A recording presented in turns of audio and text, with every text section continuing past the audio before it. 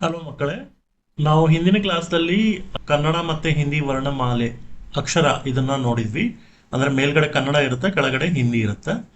ಇದು ಆದಿಂದ ಅಹಾವರೆಗೆ ನಾವು ನೋಡಿದ್ವಿ.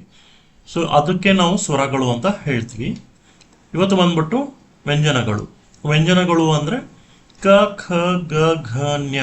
ಇದು ಕನ್ನಡದಲ್ಲಿ ಮೇಲ್ಗಡೆ ನಿಮಗೆ ಕನ್ನಡದಲ್ಲಿ ಇರುತ್ತೆ, ಕೆಳಗಡೆ ಹಿಂದಿಯಲ್ಲಿ ಇರುತ್ತೆ. ಸೊ ಇದನ್ನ ನಾವು ನೋಡೋಣ. ಓಕೆ, ಕ್ಷ ಜ್ಞ ವರೆಗೆ, ಕದಿಂದ ಹಿಡಿದು ಜ್ಞದವರೆಗೆ ನಾವು ನೋಡೋಣಂತೆ.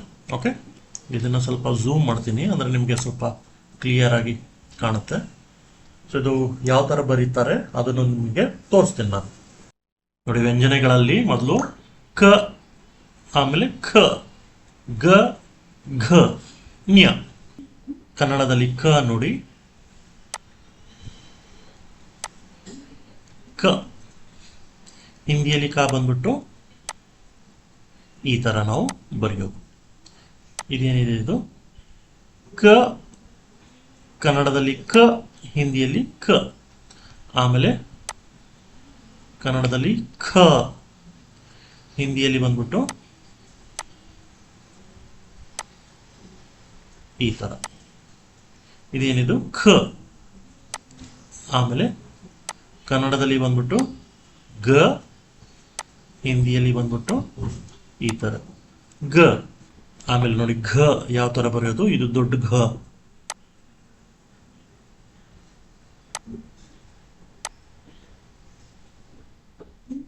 ಇದು ಬಂದ್ಬಿಟ್ಟು ಘ, ಹಿಂದಿಯಲ್ಲಿ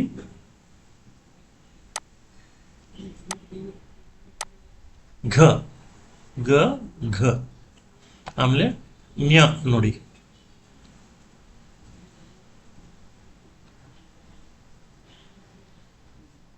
ಈ ತರ ಚುಕ್ಕಿ ಇಡಬೇಕು. ಇಲ್ಲಿ ಈ ತರ ಚುಕ್ಕಿ ಇಡಬೇಕು. ನ್ಯ ಇಲ್ಲಿ ನೋಡಿ, ಕ, ಖ, ಗ, ಘ, ನ್ಯ. ಚ, ಛ, ಜ, ಝ, ಇಣಿ.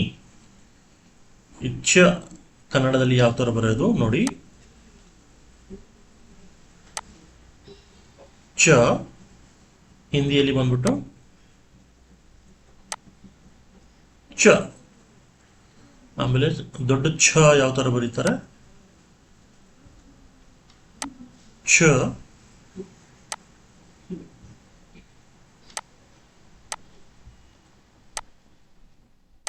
ಛ, ಚ, ಛ.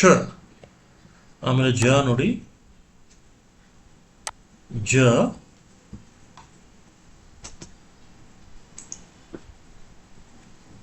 ಜ ನೋಡಿ, ಜ, ಹಿಂದಿಯಲ್ಲಿ ಬಂದ್ಬಿಟ್ಟು ಈ ತರ ಜ. ಆಮೇಲೆ ಝ,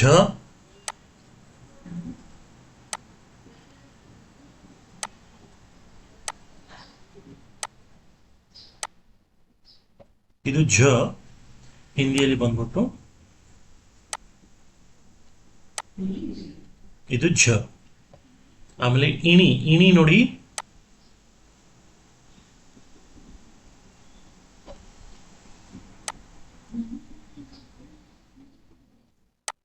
ಇಣಿ ಈ ತರ. ಆಮೇಲೆ ಟ, ಠ, ಟ ನೋಡಿ,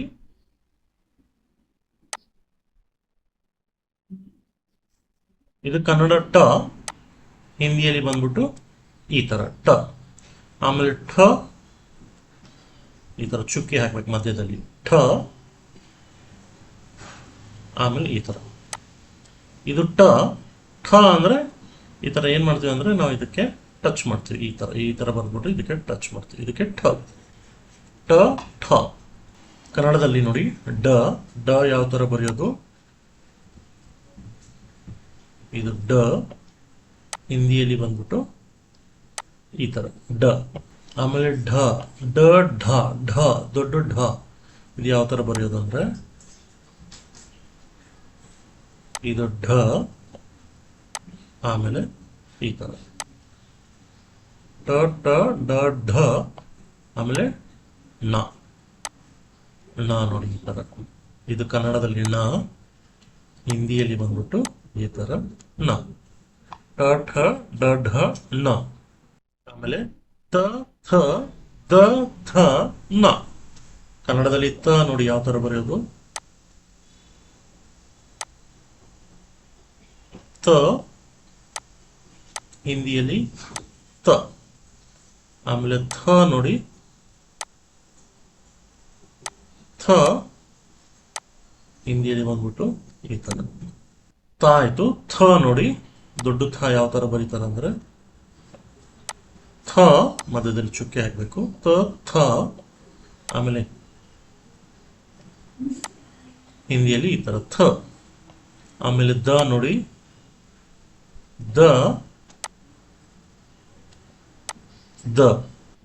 ಆಮೇಲೆ ಧ ದೊಡ್ಡ ಧ, ಧ ಧ. ಆಮೇಲೆ ನ. ಕನ್ನಡದಲ್ಲಿ ಈ ತರ ನ, ಹಿಂದಿಯಲ್ಲಿ ನ. ಕನ್ನಡದಲ್ಲಿ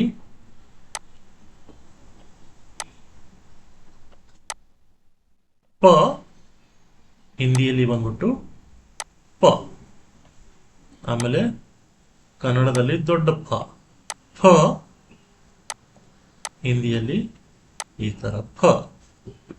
ಆಮೇಲೆ ಕನ್ನಡದಲ್ಲಿ ಬ, ಹಿಂದಿಯಲ್ಲಿ ಬಂದ್ಬಿಟ್ಟು ಈ ತರ ಬ.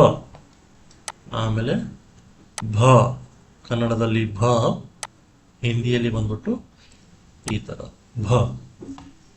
ಆಮೇಲೆ ಕನ್ನಡದಲ್ಲಿ ಮ, ಹಿಂದಿಯಲ್ಲಿ ಬಂದ್ಬಿಟ್ಟು ಮ. ಸರಿನಾ? ಸೊ ಈಗ ನಾವೇನ್ ನೋಡಿದ್ವಿ ಅಂದ್ರೆ ಪ, ಫ, ಬ, ಭ, ಮ. ಇದನ್ನ ನೋಡಿದ್ವಿ. ಹಿಂದಿಯಲ್ಲಿ ನಾವು ಯಾವ ತರ ಬರಿತೀವಿ, ಪ, ಫ, ಬ, ಭ, ಮ. ನೋಡಿ, ಪ, ಫ, ಬ, ಭ, ಮ.